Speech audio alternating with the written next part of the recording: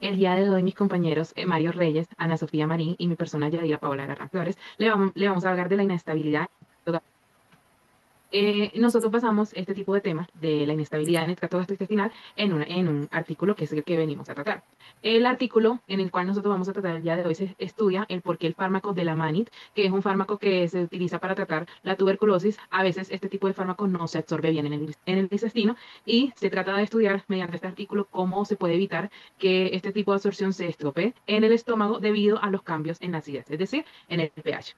En este tipo de artículo encontramos una tabla de contenido. En esta tabla de contenido nosotros podemos hallar la introducción, los objetivos, lo que llamamos la metodología, los resultados, el mecanismo, las implicaciones y la conclusión a lo que nosotros llegamos en este artículo. Yo voy a empezar a hablarles acerca de la introducción.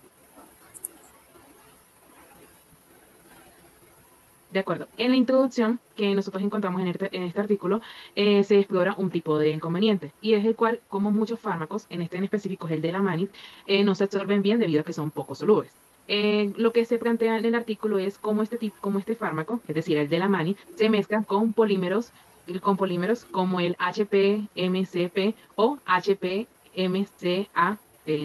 Este tipo de polímeros en realidad son el acetato succinato de metilcelulosa, que lo vamos a encontrar con las siglas de HPMCAS, y el fosfatalato de hidroxipropil metilcelulosa, que lo vamos a encontrar de ahora en adelante con las siglas HPMCP. Y tratamos de mezclar, o sea, se va a tratar de mezclar el fármaco, es decir, el de la manit, con estos polímeros para formar dispersiones sólidas amorfas, que la vamos a encontrar con las siglas ASDS. Este fármaco, junto con los polímeros y con estas dispersiones sólidas amorfas, lo vamos a encontrar como paquetes para hacer que el fármaco, es decir, el de la manit, se libere lentamente, para que se pueda absorber bien, independientemente del pH, del pH que se encuentra en el estómago. ¿Cuál es el inconveniente que se plantea en este artículo? El inconveniente es que el estómago tiene un pH ácido y el intestino un pH neutro. Los polímeros usados que se encuentran en este artículo, es decir, estos polímeros solamente se disuelven en el intestino, pero el de la MAI es un fármaco que podemos decirlo como tímido, es decir, en que este tipo de fármaco en pH ácido se ioniza, es decir, que se activa y puede escaparse del paquete, es decir, que se escapa de los polímeros que se utilizan y de las dispersiones sólidas amorfas que tiene. ¿Qué pasa si este tipo de fármaco se escapa de todo lo que le queremos aplicar? O sea, todo lo que se quiere aplicar en el artículo es que si esto se escapa demasiado pronto, ocurre algo que es la cristalización. Y si ocurre la cristalización, o sea, si el fármaco se cristaliza, no se va a absorber bien después. ¿Esto por qué importa?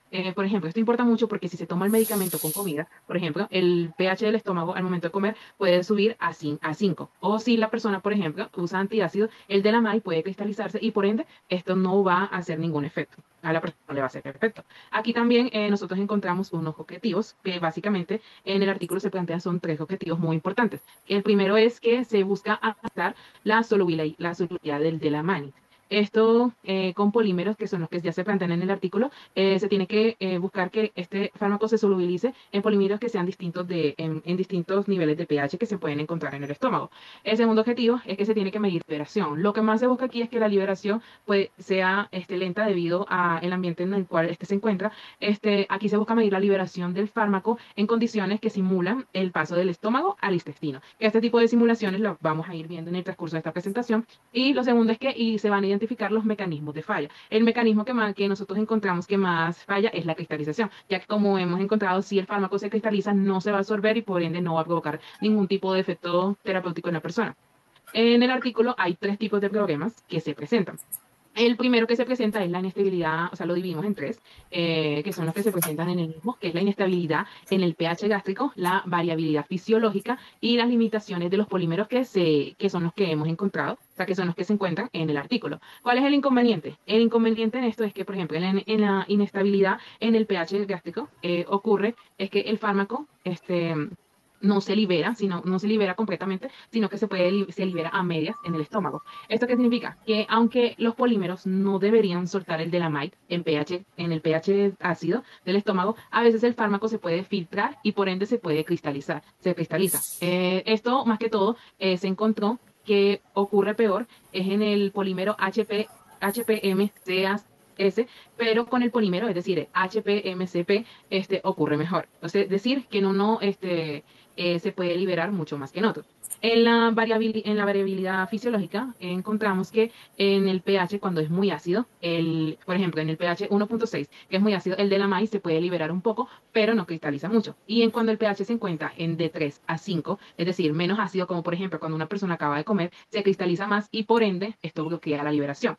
Y por último, nosotros encontramos las limitaciones de los polímeros. Es decir, que no todas las formas del delamine son iguales. Es decir, la sal de edicitalato aguanta mejor en base libre, pero igual puede fallar si el pH no es el ideal, si el pH que se encuentra aquí no es el ideal. Entonces, más que todo se basa en encontrar un tipo de equilibrio con estos polímeros, más que, como podemos ver, más que todo en uno, para que el fármaco se pueda absorber bien. Y ahora se le va a plantear la metodología. Bueno, como tal, para la metodología vamos a enfocarnos primero en los fármacos, en el fármaco que se va a estudiar y los polímeros. El fármaco a estudiar es el de la manit, como lo mencionó anteriormente mi compañera Yadira, también con las siglas aparece como DLM. Este se encuentra de dos formas, en base libre y sal edricilato. Y los polímeros, que como lo mencionó anteriormente, es el HPMCP, el cual aparecerá de distintas maneras, y el HPMCAS. Como tal, los científicos, los investigadores se dieron cuenta de que el fármaco no se disuelve en diferentes tipos de pH. En pHs ácidos es bastante más fácil de disolverse que en pHs más alcalinos. Entonces, básicamente, se empezaron a medir cómo primero se disuelven tanto el medicamento en su estado base, en base libre, y también en su estado sal edicilato. Y también se midieron por aparte los polímeros como el HPMCP y el HPMCAS. Estos se dieron cuenta de que no se disuelven en pH ácidos, pero sí se disuelven en pH neutros o básicos. En sí, esto sirve para comprender cuál es el funcionamiento de cada componente por separado.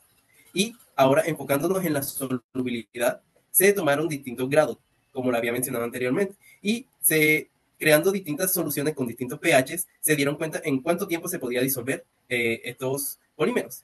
Y se usaron dos métodos para confirmar cuánta cantidad de polímero había disuelto. Se usó el método de HPLC y un método de cambio de color. En sí, en los resultados se mostró que no se disuelve casi nada cuando el pH es menor a 4.5, pero a partir de 5 en adelante empiezan a disolverse. Y mucho más cuando llega a pH de 6.5. Esto confirma que, bueno, los polímeros idealmente se crearon para disolverse en este tipo de pH. Además de que se realizaron estudios de liberación. Estos estudios de liberación, más que todo, va enfocado al comprimido para confirmar cómo es el actuar dentro del cuerpo. Y con estos estudios básicamente se busca simular lo que pasa con la pastilla y para confirmar el hecho de cómo funciona el fármaco se emplearon tres métodos. Estos son difracción de rayos X, microscopía de luz polarizada y microscopía electrónica de barrido. Básicamente estos tienen cada uno su función para conocer qué pasa con el fármaco dentro del organismo. En sí, la difracción de rayos X fue empleada para confirmar el estado amorfo de los cristales que se forman cuando están en contacto con pH ácido. También se usa microscopía de luz polarizada, más que todo con el fin de evaluar cómo el fármaco durante incubación en medios ácidos, cómo es su funcionamiento en medios ácidos y detectar si visualmente existen pequeños cristales. Y bueno, por último está la microscopía electrónica de barrido, que se usa para la morfología de las partículas antes y después de la incubación en medio ácido.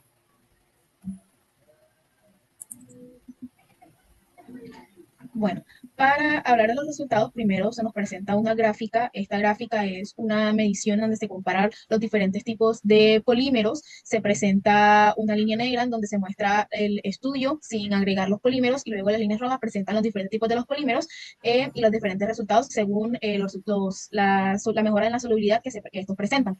Con base a esta gráfica y a la parte experimental, se obtienen 5 puntos claves en los resultados. El primero es la solubilidad de DLM y los polímeros. Se encontró que el DLM tiene una alta solubilidad en un pH ácido, específicamente 1.6. Sin embargo, su solubilidad disminuye drásticamente a medida que el pH va aumentando hasta llegar a 6.5, en donde se vuelve prácticamente insoluble. En cambio, con los polímeros entéricos que se utilizaron, estos mostraron ser insolubles en medios ácidos, pero altamente solubles en pH de 6.5, que era pues lo que se esperaba. El segundo punto es el comportamiento de la ASDS.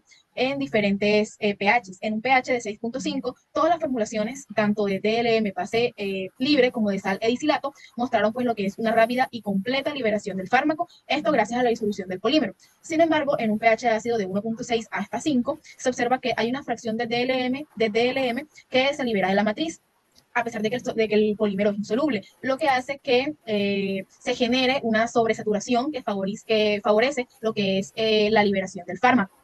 El tercer punto es el impacto de la forma del fármaco de base libre contra la sal. Las formulaciones con DLM con base de sal adesilato mostraron un mejor desempeño en general, porque para empezar presentan una mejor cristalización superficial y mejoran la liberación del fármaco en el medio intestinal. Sin embargo, en las ASD de base libre, estas tendieron a cristalizar más fácilmente en el medio ácido, lo que hace que se afecte su liberación en el intestino. El cuarto punto es la comparación entre los polímeros que se usan, que son el HPMCP y el HPMCAS. En las formulaciones con HPMCP se muestra un mejor comportamiento general. ¿Por qué? Porque en las formulaciones con HPMCAS presentaban mayor cristalización superficial, sobre todo en grados de solubilidad más baja, lo que hace que se reduzca severamente lo que es la liberación del DLM. Y el quinto punto es el efecto del pH gástrico en la liberación. A un pH de 1.6, en la mayoría de las formulaciones, especialmente las que son de sal, logran una buena liberación después del cambio del intestino. Sin embargo, en un pH de 3 a 5 el daño es evidente. Esto porque se forman más cristales en la superficie y hace que se disminuya la cantidad de fármaco liberado que posteriormente. Ahora, esto presenta un mecanismo de falla en lo que es la liberación de las dispersiones sólidas amorfas. En el estudio, el principal mecanismo de falla que presentan las liberaciones ASDS de DLM se relaciona con lo que es la cristalización superficial del fármaco durante su exposición en medios gástricos ácidos. Esto porque los polímeros entéricos que se utilizan son insolubles en pHs bajos. Entonces, ellos no se pueden disolver ni proteger efectivamente el fármaco en el ambiente ácido del estómago. Aunque el DLM es más soluble en un pH ácido, parte de ese fármaco se libera de la matriz del ASD en este entorno, lo que hace que se generen soluciones sobresaturadas. Esta sobresaturación no siempre lleva a una cristalización en solución, gracias a la ligera presencia que tiene el polímero disuelto, lo que hace que se inhiba la nucleación en fase líquida. Sin embargo, el problema mayor del artículo se presenta en el interior de la partícula, porque cuando se absorbe el agua, la matriz de la ASD baja su temperatura de transición vítrea, lo que hace que se aumente su movilidad molecular y facilita la cristalización del fármaco en la superficie. Este fenómeno se conoce como cristalización en la matriz. Lo que ocurre es que se forman cristales de DLM en la superficie del material antes de llegar al intestino. ¿Qué pasa? Cuando esta formulación pasa al medio intestinal de pH 6.5, donde el polímero es capaz de disolverse, estos cristales actúan como una especie de semilla que favorece la cristalización adicional del fármaco, lo que hace que se reduzca drásticamente la liberación final. Ahora presentamos las implicaciones en la práctica del artículo. Como tal, se mostró las variaciones del pH que tienen un impacto muy importante al momento de controlar la liberación de un fármaco. Como tal, podemos apreciar que en ambientes ácidos como el estómago, el fármaco empezó a liberarse antes de tiempo y a cristalizarse. Esto dificultaba luego su absorción y disolución dentro del intestino. En sí, gracias al implemento del polímero utilizado y la forma del fármaco, esto ya que puede ser en base libre o sal, afecta fuertemente cómo se va a controlar este problema que presenta el fármaco. El uso de sal, de la sal edicilato y polímeros como el HPMCP ayudó en gran medida a la mejora de la estabilidad y la liberación del fármaco. Como conclusión, podemos decir que se cumplió el objetivo del artículo, que fue mejorar el control de la cristalización que tiene el fármaco y mejorar así su solubilidad y la llegada al intestino. En sí, nos deja este artículo que en distintos estudios se puede presentar que existen problemas por culpa del pH y muchas veces no se tienen en cuenta. Por lo tanto, no solo depende del hecho de crear las pastillas de manera en que se fijen en un solo aspecto, sino que hay que abarcar un amplio espectro que permita controlar todo tipo de problemas. Por lo tanto, este artículo nos dejó que emplear sal edicilato y polímeros como el HPMCP, que son resistentes a pHs ácidos, han podido mejorar la solubilidad del fármaco en cuestión. Muchas gracias. Esta fue nuestra exposición. Esperamos sus preguntas en la sección de comentarios y quedamos atentos a cualquier duda.